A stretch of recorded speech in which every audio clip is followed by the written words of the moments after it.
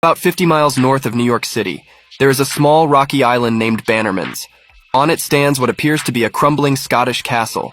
It is indeed the remains of an empire built by a single man. The castle was constructed by an entrepreneur named Frank Bannerman, who was born in Dundee, Scotland in 1851 and immigrated to the United States at the age of 3. In 1865, at the age of 14, Francis founded his own company to sell military surplus goods. The business, called Bannerman's, went from selling scrap metal and munitions to full ships that Francis purchased at Navy auctions. With an appetite for growth, Bannerman bought 90% of the U.S. Army surplus after the Spanish-American War, and it became necessary to find a secure place to store their large quantity of very volatile black powder.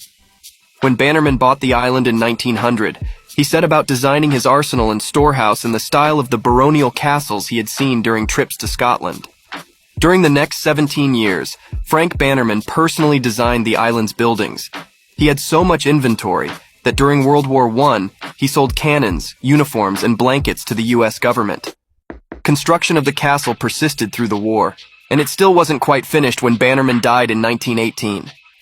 The island has experienced a turbulent history since then. Just 2 years later, 200 pounds of shells and powder exploded, destroying a portion of the complex.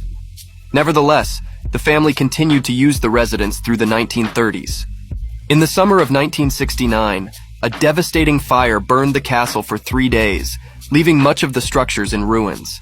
Since the early 1990s, however, the Bannerman Castle Trust has worked for the preservation of the island so that the public may appreciate it for its cultural and historical value.